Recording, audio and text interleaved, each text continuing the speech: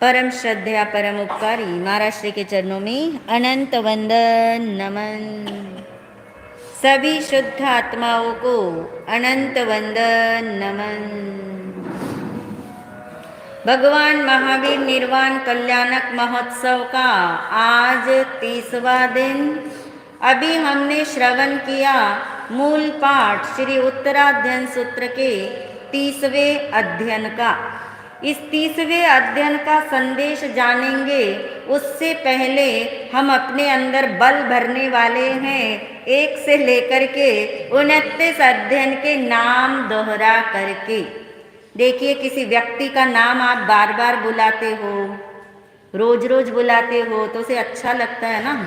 ऐसे रोज रोज यदि हम इस उत्तराध्ययन सूत्र के अध्ययन का नाम अपनी जबान पे बिठाएंगे तो ये अपने अंदर में संस्कार के रूप में क्या होगा, समा जाएगा। तो तैयार है सब।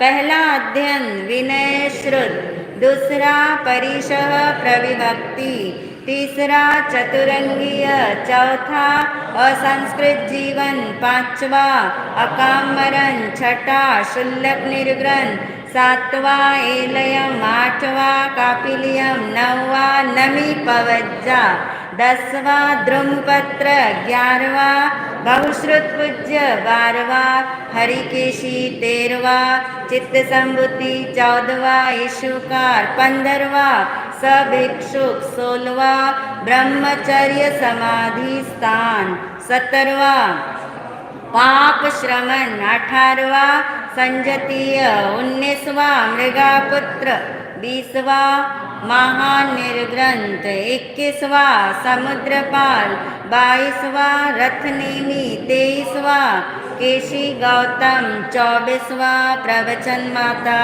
25वां यज्ञीय, 26वां सामाचारी, 27वां खलुंकीय, 28वां मोक्ष मार्ग गति और 29वां अध्ययन कली सुना सम्यक्त्व पराक्रम। आज है 30वें अध्ययन का नाम तपो मार्ग गति। बोलिए,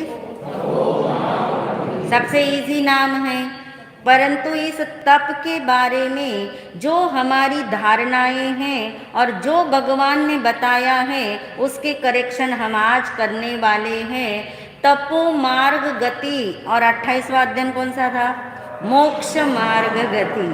क्या अंतर आ रहा है दोनों के अंदर? मोक्ष मार्ग गति के अंदर भी सम्यक ज्ञान, दर्शन और चारित्र लिया, और चारित्र में किसका समावेश किया था, तप का समावेश किया था। मगर तप को भगवान ने अलग से अध्ययन में भी ले लिया। पूरा की पूरा अध्ययन तपो मार्ग गति के नाम बता दिया। इससे स्पष्ट होता है कि तप के अंदर हमारे सबसे ज्यादा भ्रम है।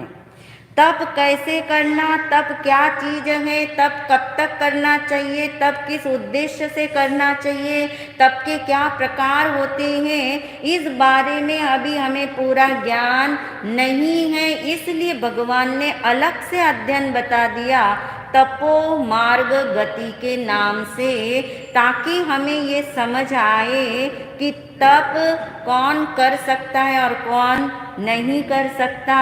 तप की महिमा भी आए और तप को भगवान ने मार्ग बोला। तप भी क्या है, मार्ग है। कहाँ पहुँचने के लिए, मोक्ष तक पहुँचने के लिए। मगर वो तप कैसा और क्यों और किस उद्देश्य से है उसको समझना बहुत ज़रूरी है।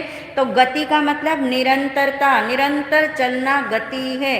मार्ग यानी वो साधन है हमारे लिए। और तप धर्म क्या चीज है उसको इस अध्ययन में भगवान ने बताया। 2 संदेश इस अध्ययन में मुख्य रूप से हमें मिलेंगे, मगर किसके तले मिलेंगे वो पहले जान लेते हैं।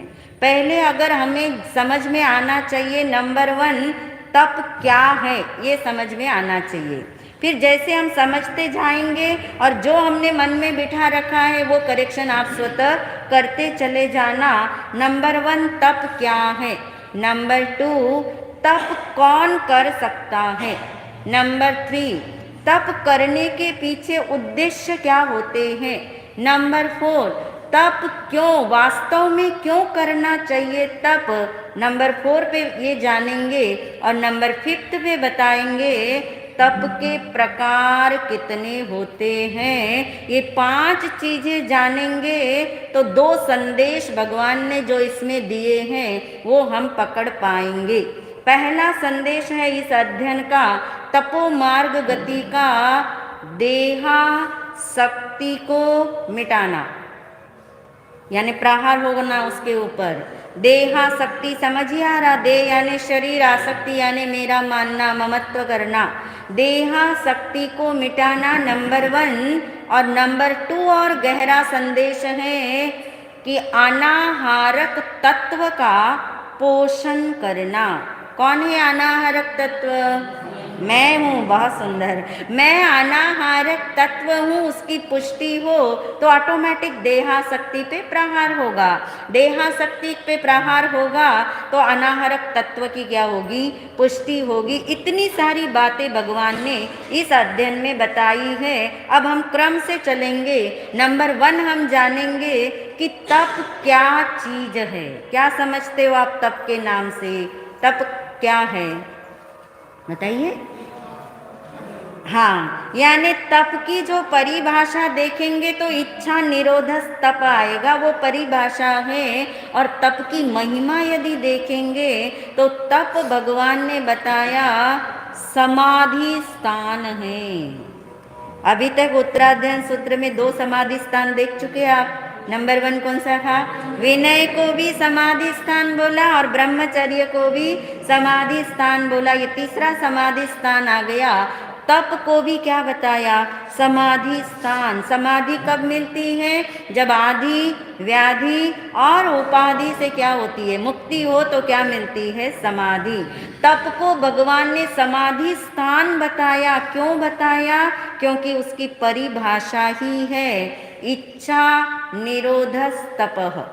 निरोध करना यानी संयम, निरोध यानी नियंत्रण, नियंत्रण यानी संयम। इच्छा पर संयम होना, इसका नाम क्या है? तप है। भगवान ने तप की परिभाषा में आहार निरोधस तप नहीं बोला। और हमने तप को सिर्फ किसके साथ जोड़ रखा है? आहार के साथ। कि आहार मैंने छोड़ दिया तो मेरा क्या हो गया? आज तप हो गया। एक टाइम खाया तो तप हो गया, पूरा दिन छोड़ दिया तो मेरा तप हो गया। आहार निरोधस तप नहीं बोला, इच्छा निरोधस तप। आहार की इच्छा छूटना। आहार की इच्छा कौन से कर्म के उदय से होती है? आहार की इच्छा जो है, इच्छा एक है आपको भूख लगना, वो आवश्यकता है। एक है कि भूख लगने के बाद, पेट भरने के बाद भी इच्छा होती है आहार की। नोट किया होगा ना कभी आपने? पेट भरने के बाद भी इच्छा होती है।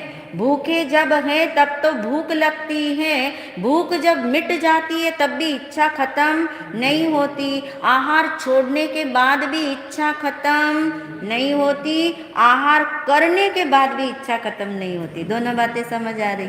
आहार छोड़ने के बाद यानी मान लीजिए उपवास किया, अठाई किया, मगर इच्छा थोड़ी खत्म हो गई। फिर जब पारना करेंगे तो हो सकता है दुगुने वेग से भी क्या कर लेंगे? खा लेंगे। हो सकता है कि वो अठाई के अंदर भी कितनी बार आहार करने की इच्छा जागी हो। आहार किया ऐसा नहीं, मगर आहार करने की क्या जागी? इच्छा। तो जो इच्छा का संबंध है ना, वो मोहनीय कर्म से है। इच्छा का संबंध मोहनीय कर्म से है और मोहनीय कर्म पे प्रहार करने के लिए तप है। इसलिए भगवान ने इच्छा निरोधस क्या बताया? तप। आहार पानी छोड़ने का नाम तप नहीं, आहार की इच्छा छूटे उसका नाम क्या है? तप है। तो तप समाधि स्थान है, तप इच्छा निरोधस है। और तीसरी बात बताई, तप यानी त यानी तत्काल और प यानी पहुंचा दे। तप कहाँ पहुंचा देता? तत्काल। इच्छा पूर्ति का नाम तप नहीं बताया ना। आप कहोगे इच्छा पूरी हो जाती तप करो तो। इच्छा पूर्ति का नाम तप नहीं बताया। इच्छा मुक्ति का नाम क्या है? तप है। इसलिए वो तत्काल पहुंचाता है। क्योंकि मोहनीय कर्म पे डायरेक्ट प्रहार किसके द्वारा हो सकता है? तप के द्वारा। और मोहनीय कर्म पे प्रहार होगा तो मोहनीय कर्म क्या होगा? पतला होगा, कमजोर होगा, क्षीण होगा। जो क्षीण होगा तो एक दिन क्या हो जाएगा? ब्रेक हो जाएगा, टूट जाएगा। इसलिए तप को भगवान ने मार्ग बताया, तप को भगवान ने निरंतर करने वाला साधन बता दिया। ये तो हो गया तप क्या है। इतना भी याद रखेंगे तप क्या है में, तो भी सारी बातें समझ आ जाएगी। दूसरा प्रश्न था तप कौन कर सकता है? कौन कर सकता है तप? कोई भी कर सकता है। नारकी तप नहीं कर सकती, हाँ। देवता तप नहीं कर सकते, तिर्यंच तप नहीं कर सकते। कौन कर सकता है? मनुष्य तप कर सकता है। और मनुष्य ही तप करने से घबराता है, तप करने से जी चुराता है।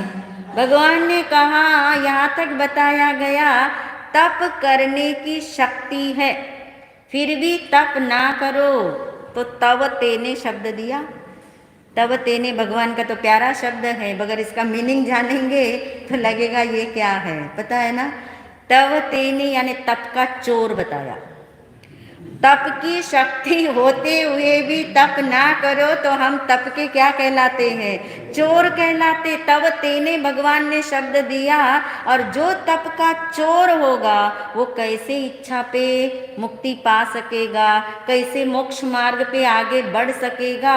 आप देखिए, जब मोक्ष मार्ग गति लिया तब तप को चारित्र के अंदर क्या किया था? समावेश कर दिया था। और अब भगवान ने 30वां अध्ययन तपो मार्ग गति लिया। यानी पहले नंबर 1 पे तप नहीं है, नंबर 2 पे भी नहीं है, नंबर 1 पे कौन है? सम्यक ज्ञान, सम्यक दर्शन, सम्यक चारित्र, ये 3 हो गए। चौथा नंबर किसका है? तप का है।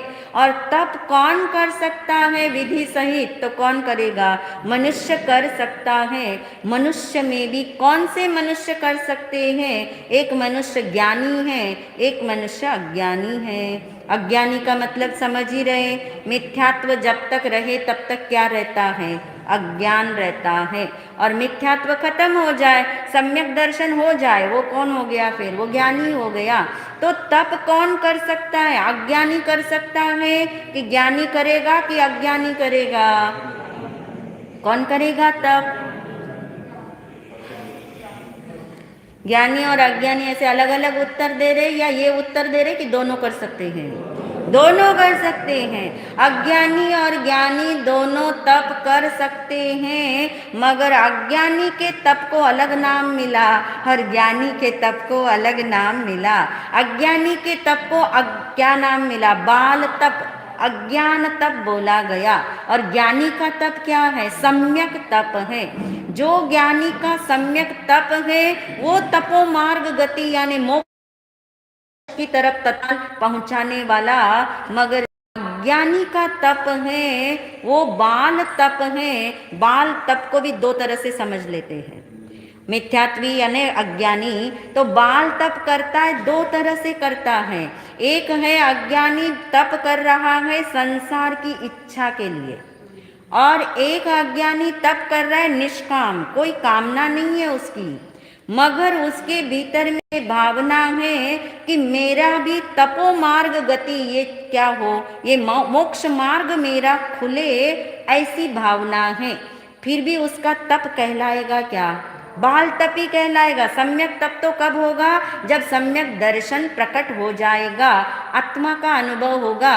मगर इसमें इतना अंतर आ गया कि संसार मुखता से हट गए, आत्मलक्षी बने, आत्मा के लक्ष्य से तप करने लगे। अभी आत्मा का अनुभव हुआ नहीं, मगर निष्काम भाव से तप कर रहे हैं, अनाहरक तत्व का पोषण कर रहे हैं, देहासक्ति मिटाने का प्रयत्न कर रहे हैं। तो बंधेगा तो शुभ कर्म, मतलब ऐसा शुभ कर्म बंधेगा, वो जब उदय में आएगा तो आपको वो निमित्त मिलेंगे जो आपको तप धर्म आपका किधर ले जाएंगे? आत्म लक्ष्य की तरफ ले जाएंगे। इतना अंतर है बाल तप में, इन दोनों तप में। और संसार के लक्ष्य से यदि करेंगे तो फिर तो संसार ही मिलेगा।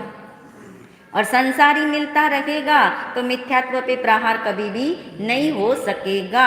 तो बाल तप समझ आ गया, अज्ञानी का तप समझ आ गया, और ज्ञानी का तप तो समझ ही आ गया। जो सम्यक दृष्टि आत्मा तप का क्या करेगी, अनुष्ठान करेंगे, धारण करेंगे, तो तत्काल पहुंचाने वाला समाधि स्थान उनका तपो मार्ग गति बनेगा। तो तप कौन कर सकता है, समझ में आ गया। नंबर 3 पे ये समझ में आना चाहिए कि तप के पीछे उद्देश्य क्या होना चाहिए। तो भगवान ने बहुत सुंदर बात बता दी, इस लोक के लिए तप नहीं करना। इसका मतलब करते होंगे लोग, तभी तो भगवान ने ये आज्ञा दी। इस लोक के लिए तप नहीं करना, इस लोक के लिए तो समझ ही आ गया, घर में शांति हो जाए, घर में पुत्र रत्न पैदा हो जाए, घर का कोई कार्य या मेरी बीमारी ठीक हो जाए, या सामने वाले की बीमारी ठीक हो जाए, ये सब क्या है, इस लोक के लिए तप करना। मेरे संकट टल जाए, ये क्या है, इस लोक के लिए तप करना। और इसके लिए भगवान ने मना किया, उद्देश्य ये नहीं रखना कि ये तप करने से मेरा कष्ट कटेगा, या इस लोक के सारे जो यह लौकिक सुख हैं, भौतिक सुख है, वो मुझे क्या हो जाए, मिल जाए। दूसरा बताया, परलोक के लिए भी तप नहीं करना। कुछ लोग सोचते इस जीवन में तो सब कुछ अच्छा अच्छा मिला है, मगर ये टिकने वाला नहीं है ना, यहाँ से जाना पड़ेगा, कहाँ जाएंगे पता नहीं है। चलो जहाँ भी जाएंगे मुझे वो सब मिले जो मुझे यहाँ क्या है, मिला है। तो परलोक के लिए क्या करते हैं, तप करते हैं, और भगवान ने मना किया परलोक के लिए भी तप नहीं करना। तीसरी बात बहुत सूक्ष्म बताई, यश प्रतिष्ठा सम्मान के लिए भी तप नहीं करना। इसलिए तप करने के बाद सम्मान नहीं लेना, अनुमोदना करना, क्योंकि यश प्रतिष्ठा सम्मान के लिए तप करना वो भी कैसा हो गया, इस लोक के लिए करना हो गया। फिर भी उसे अलग से बताया, क्योंकि घर बार छोड़ के भी व्यक्ति सोचता है, साधक सोचता है, चलो मैं और कुछ तो नहीं कर सकता, अच्छे से प्रवचन नहीं कर सकता, अच्छे से कुछ और कार्य नहीं कर सकता, तो मैं तो क्या कर लूँ, तप करूँ तो मेरा क्या हो जाए, नाम हो जाए, मेरी यश प्रतिष्ठा सम्मान हो जाए। इस भाव से भी श्लाघा के लिए, प्रशंसा के लिए क्या नहीं करना, तब तो फिर किसके लिए करना। इसके लिए अभी ये 3 में तो कर रहे होते हैं, किसके लिए करना, जब इस लोक के लिए नहीं, परलोक के लिए नहीं, यश प्रतिष्ठा प्रशंसा पाने के लिए नहीं। तो भगवान ने शब्द दे दिया, ननत्थम निज्जरट्ठाए, एकमात्र कर्म निर्जरा के लक्ष्य से करना। कब होगी कर्म निर्जरा, जब सम्यक दर्शन होगा। बहुत सुंदर, कर्म निर्जरा के लक्ष्य से करना। भगवान ने बोला, मगर सिर्फ ऐसे बोलते चले जाए कि मैं तप कर रही हूँ, मेरी कर्म निर्जरा हो जाए, मेरी कर्म निर्जरा के वास्ते मैं तप कर रही हूँ, तो कर्म निर्जरा होने वाली नहीं है। तो कर्म निर्जरा कब होगी, जब क्या होगा, सम्यक दर्शन। अब चलो पीछे, सम्यक दर्शन कब होगा, हाँ, सम्यक दर्शन पे जोर देने से सम्यक दर्शन नहीं होता। कल हमने भ्रांति मिटा दी ना वो वाली। सम्यक दर्शन पे जोर देने से, सम्यक दर्शन का लक्ष्य करने से, सम्यक दर्शन के पीछे पड़ जाने से सम्यक दर्शन नहीं होता। तो सम्यक दर्शन का जो विषय है वो कौन है, वो मैं हूँ, निज शुद्ध आत्मा है। उस निज शुद्ध आत्मा का लक्ष्य करना। उस लक्ष्य कैसे होगा निशुद्ध आत्मा का, उसका स्वरूप समझना। देखिए, कर्म निर्जरा आपको करनी है तो इतना इतना सीरियल पीछे जाना पड़ेगा, तब जाके उत्तर आपको मिलेगा कि ये कर्म निर्जरा बिना सम्यक दर्शन के नहीं, सम्यक दर्शन बिना निज शुद्ध आत्मा में अपनापन करने के बिना नहीं होगा। और निज शुद्ध आत्मा में अपनापन करना है तो उसका स्वरूप मुझे समझना पड़ेगा, और उसका स्वरूप समझ के निर्णय पक्का करना पड़ेगा, उसकी महिमा लानी पड़ेगी। यानी कर्म निर्जरा के लक्ष्य से यदि तप करते हो तो पूरा फोकस हमारा कहाँ आएगा, निशुद्ध आत्मा पे आएगा। तब जाकर के वो आत्मलक्षी तप कहलाएगा। मगर सम्यक तप तब कहलाएगा जब आत्मा का क्या होगा, अनुभव होगा, यानी सम्यक दर्शन होगा। ये है उद्देश्य। अब बताया गया चौथा पॉइंट इस अध्ययन के अंदर कि वास्तव में देखा जाए तो ये तप का परिणाम क्या आएगा। कैसे मुझे पता लगे कि ये मेरा तप आत्मलक्षी हो रहा है।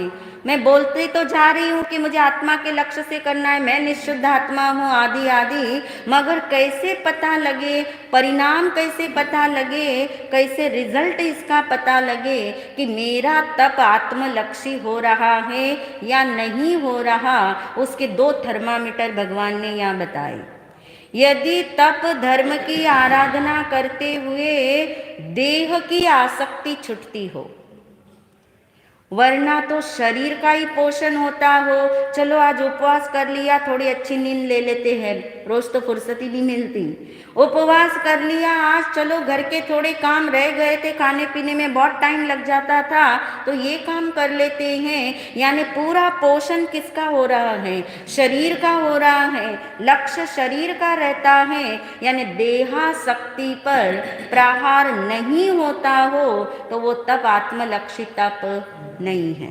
नंबर 2 का थर्मामीटर बता दिया कि आत्मा के लक्ष्य से तप कर रहे हैं, कर्म निर्जरा के वास्ते तप कर रहे हैं, मगर एक बार भी याद नहीं आया कि मैं कौन सा तत्व हूँ, मैं अनाहारक तत्व हूँ, मैं तो आहार करता ही नहीं हूँ। यानी ये आहार की इच्छा, ये कर्म का उदय है और कर्म के उदय से मैं कैसा हूँ, न्यारा हूँ। ऐसा यदि पोषण होता हो, आत्मा याद आता हो, आत्मा के स्वरूप में बैठा जाता हो, तब जानना मेरा तप कौन से लक्ष्य से हो रहा है, आत्म लक्ष्य से हो रहा है।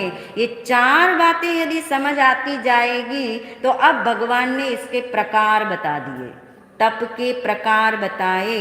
तप 2 प्रकार का है, एक तप बाह्य तप है जो दिखता है और एक तप कैसा है, आभ्यंतर तप है। यानी तप कहाँ से शुरू करे, बाहर से शुरू करे कि अंदर से शुरू करे। भगवान ने कहा तप कहीं से भी शुरू करो, मगर उद्देश्य स्पष्ट होना चाहिए, थर्मामीटर आपके हाथ में होना चाहिए, लक्ष्य आपका स्पष्ट होना चाहिए, तो वो तप धर्म में आपका क्या होगा, प्रवेश हो जाएगा। तो बाह्य तप और आंतरिक तप अलग अलग तप नहीं है। एक तप करो तो सारे तप हो जाए ऐसा सिर्फ समझने के लिए अलग अलग है, प्रवेश करने के लिए अलग अलग द्वार है, मगर घर तो एक ही होता है ना। घर के चाहे 12 दरवाजे हैं, आपके किसी भी दरवाजे से जिसको जो सहूलियत हो, जो जिस दिशा से आता वो उस दरवाजे से क्या हो जाएगा, प्रविष्ट हो जाएगा। ऐसे ही तप में प्रवेश करने के समझ लीजिए 12 दरवाजे बताए। 12 दरवाजों में 6 दरवाजे जो बाहर में दिख जाते हैं लोगों को, और 6 कैसे हैं, अभ्यंतर द्वार हैं। मगर आप जानते हैं जोर कौन से तप पे आना चाहिए, अंतरंग तप पे। जो फल अंदर से पकेगा उसका बाहर का स्ट्रक्चर अपने आप क्या होगा, बदलेगा। ऐसे यदि हमने आंतरिकता से तप किया है तो बाह्य तप हो ही जाने वाला है। और कोई बात नहीं, बाह्य तप आपने शुरू किया तो उसको स्थान किसका मिलना चाहिए, आंतरिक तप का स्थान मिलना चाहिए, तो तप हमारे क्या होते हैं, सफल होते हैं। तो बाह्य तप 6 प्रकार का बताया और अंतरंग तप भी 6 प्रकार का बताया। हमने चतुर्मास स्टार्टिंग से इसकी सामूहिक प्रयोग भी कर करके देखे हैं। 6 प्रकार के बाह्य तप में लक्ष्य क्या रखना है, मेन लक्ष्य पे जोर है, उद्देश्य पे जोर है, कैसे करना वो तो आपको पता ही है। मगर जो 6 प्रकार के बाह्य तप करते हुए प्रवेश आंतरिक तप में हो जाए, उसके लिए क्या करे, बहुत सुंदर बात भगवान ने बताई। कोई भी बाह्य तप करो, सबसे पहले ये याद रहना चाहिए, मैं देह नहीं हूँ, मैं देह में, अरे आवाज मंद हो गई आपकी, नहीं हूँ, मैं देह नहीं हूँ, मैं देह में नहीं हूँ, मैं देह के कारण भी नहीं हूँ, मैं देह के लिए भी नहीं हूँ, देह मेरा अस्तित्व नहीं है, मेरा अस्तित्व स्वतंत्र है। इस बातों की पुष्टि होगी तो बाह्य तप हमारा करना सफल होगा। किसकी तरफ जाने के लिए? अंतरंग की तरफ जाने के लिए। तो पहला तप बताया गया बाह्य तप, अनशन, जो सबको पता होता है। अन यानी नहीं, अशन यानी 4 प्रकार के आहार बताए। अशन यानी आहार, पता है 4 प्रकार के आहार, असनम, पाणम, खाइमं, साइमं। चारों प्रकार के आहार का त्याग करना, इसका नाम क्या है? अनशन। अशन यानी अनाज, पान यानी पेय पदार्थ, खादिम यानी जो आपकी मेवा मिठाइयाँ आदि हैं, और स्वादिम यानी जो पान सुपारी आदि खाया जाता है उसको स्वादिम कहते हैं। चारों प्रकार के आहार का त्याग करना, इसका नाम क्या है? अनशन। वो त्याग 2 तरह से किया जाता है। ईश्वरिक अनशन भी बताया, यावतकालिक भी बताया। यावत जीवन अनशन का त्याग कब किया जाता है? जब संथारा लिया जाता है। और ईश्वरिक यानी थोड़े समय के लिए किया जाता है, वो भी क्या है? अनशन है। जैसे उपवास, 8 उपवास, मांस खमन आदि, ये जो है इसका, इस तप का नाम भी क्या है? अनशन ही है। यानी अनशन बाह्य तप है, पहला तप है। मात्र आहार छोड़ना तप नहीं है। क्या छोड़ना है? आहार की इच्छा। मगर आप कहते हो जिस दिन हम उपवास करें उसी दिन ज्यादा खाना याद आता है। सबके साथ होता होगा। आहार की इच्छा होती है कि छूटती है? अगर आहार की इच्छा जागे, सपोज अगर आहार की इच्छा जागे तब प्रयोग कर लेना। ये इच्छा जागी है आहार की, मगर अनंत काल से आहार करते आए हैं। एक ही जन्म ऐसा नहीं मिला जब शरीर नहीं मिला, और शरीर मिला तो क्या है? आहार हुआ। यानी आहार की वृत्ति इतनी सघन है, इतनी सघन है, कितना ही हम कहे आहार की इच्छा नहीं जागती। किसी को रात को सपने आ जाते खाने वाले, यानी बिना चाहे दबा के रखा हो तो आ जाते। वृत्ति अंदर में दबी हुई है, नहीं भी आपको इच्छा हुई हो तो भी दबी हुई वृत्ति जागती है। भगवान ने आहार को संज्ञा बताया, वृत्ति बताया। तो ऐसा जो अनशन है उसमें ये प्रयोग हमारा चलता रहे। अनाहारक मैं तत्व हूँ, इसकी पुष्टि हो, देह की आसक्ति पे प्रहार हो, तो ये अनशन तब हमें अंतरंग में ले जाता है। कर्म निर्जरा का एक दिन साधन बनता है। उनोदरी तप, वो भी आपको पता है, भूख से कम खाना। 2 प्रकार की उनोदरी भगवान ने बताई। एक द्रव्य उनोदरी है, एक भाव उनोदरी है। द्रव्य उनोदरी भी 3 तरह की बताई। हमने सिर्फ आहार की बात ही करी ना अभी। उपकरण उनोदरी भी है। उपकरण यानी वस्तुएं, भंडोपकरण। जितनी वस्तुएं इकट्ठी करने की इच्छा हो रही हो ना, उससे कम करना, या वो भी उपकरण उनोदरी है। कई बार लोग सोचते मैं मेरे लिए थोड़ी चीज ले रहा हूँ, मेरे लिए थोड़ी मंगवा रहा हूँ, मुझे तो ये चीज लेनी है और उस व्यक्ति को देनी, मैं तो हेल्प कर रहा हूँ। मगर वो भी क्रिया तो किसको लगने वाली? पहले आपको ही लगेगी, क्योंकि आपने क्या किया है? मंगाया है।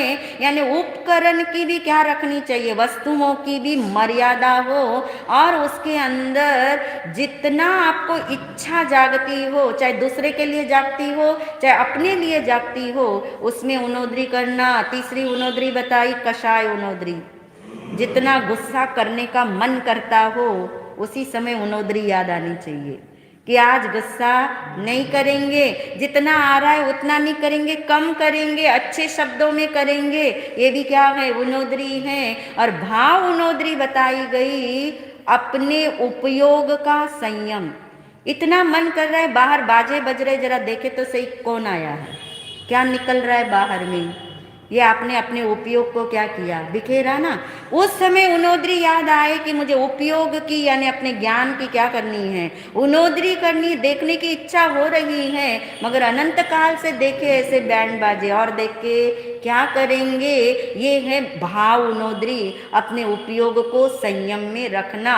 तीसरा बाह्य तब बताया वृत्ति संक्षेप, दूसरा नाम इसका भिक्षाचर्या भी है। वृत्ति संक्षेप यानी द्रव्य की मर्यादा करना। चौथा है रस परित्याग, 5 प्रकार के विगय होते हैं, दूध दही घी तेल और मिठाई, इनमें भी क्या करना, मर्यादा करना। एक साथ कभी भी 5 चीजें नहीं खाना, विकृति है। ये 5 चीजें विकृति हैं जो देह को इस तरह से क्या विकृत कर देती हैं, न आप बाहर के काम कर पाओगे न अंदर के काम कर पाओगे। रस परित्याग। फिर बताया काया क्लेश, स्थिर आसन से बैठना कितना मुश्किल होता है, कष्ट होता है ना काया को, अरे इतनी खुजली चल रही, एक पोज में बैठे रहना। आप तो बैठते ही है, कह रहे 1 घंटा ना हिलते ना डुलते, कुछ नहीं करते ना, आसन भी नहीं बदलते, यानी एक पोज में बैठना। भले शरीर को कष्ट हो मगर शरीर की स्थिरता से मन की भी स्थिरता रहती है, उपयोग का भी संयम रहता है। आपको हम बोलते हैं ना आंखें बिल्कुल हमारी तरफ रखो, दाएं बाएं कुछ नहीं देखना, वो भी क्या है, वो काय क्लेश तप है। आंखों का संयम है, कानों का संयम है, उससे आपको वो तप धर्म के अंदर भगवान ने बता दिया। और छठा तप बताया बाह्य तप, प्रतिसंलीनता। प्रतिसंलीनता यानी एकांत स्थान में रहने की इच्छा जागे, 5 इंद्रियों का मौन करने का भाव जागे। जिनके भीतर आत्म साधना का भाव जागा हो वो एकांत ढूंढते हैं, वो भी तप है, प्रतिसंलीनता तप है। 5 इंद्रियों को अंतर्मुखता देने के लिए बाहर में एकांत लेते हैं। कानों का भी मौन करो, आंखों का भी मौन करो, यानी उनको अंतर्मुखी बनाओ, वो भी भगवान ने तप बताया। और ये 6 बाह्य तप से वो आपको अंतरंग में ले जाए, ऐसे 6 अभ्यंतर तप बताए। जिसमें पहला अभ्यंतर तप कौन सा है, प्रायश्चित करना। अपने दोष दिखाई दे, पाप दिखाई दे, उसका प्रायश्चित करने से क्या होगा, याद रहेगा दोबारा वो करने के लिए, जल्दी से हमारी आवृत्ति नहीं होगी। फिर है विनय, फिर है वैयावृत्य, दोनों के मीनिंग आपको पता है। किसकी विनय आज तक नहीं की किसकी वैयावृत्ति आज तक नहीं की, वो याद आना चाहिए। बाहर की विनय तो झुक झुक के कर लेते हैं, वंदना कर करके कर लेती हैं, मगर वो विनय अभी परम विनय नहीं बन सकती जब तक किसकी विनय, किसकी वैयावृत्त का भाव न जागे, आंतरिक। फिर है स्वाध्याय और ध्यान। स्वाध्याय के बारे में तो बहुत कुछ हम जान चुके, 5 तरह से भगवान ने स्वाध्याय करने को तप बताया, मगर कभी तप जैसा लगा ही नहीं हमें। कोई व्यक्ति 3 घंटे स्वाध्याय कर रहा है तो तप हुआ कि नहीं, बाह्य तप भी हो गया उसका। ना उसने उठ के पानी पिया, ना आहार किया, ना आहार की इच्छा करी, ना कोई रस का सेवन किया, कुछ भी तो भाव नहीं जगाया, यानी आंतरिक तप में 6 बाह्य तप क्या हो जाते हैं, समा जाते हैं। स्वाध्याय किया, फिर ध्यान किया। ध्यान यानी जो स्वाध्याय के द्वारा समझा वो अंदर में घोलन करने के लिए, अंदर में जमाने के लिए उसी की भावना भाई, उसी का बारंबार चिंतन किया। स्वाध्याय के बाद ध्यान का नंबर है, और ध्यान के बाद 12वां तप बताया युत्सर्ग, जिसमें कायोत्सर्ग भी बताया गया। यानी जो मेरे लिए क्या नहीं है, मेरे अस्तित्व में जो नहीं है, मेरे अस्तित्व में कौन नहीं है, शरीर मेरे अस्तित्व में नहीं, उसका अस्तित्व अलग है।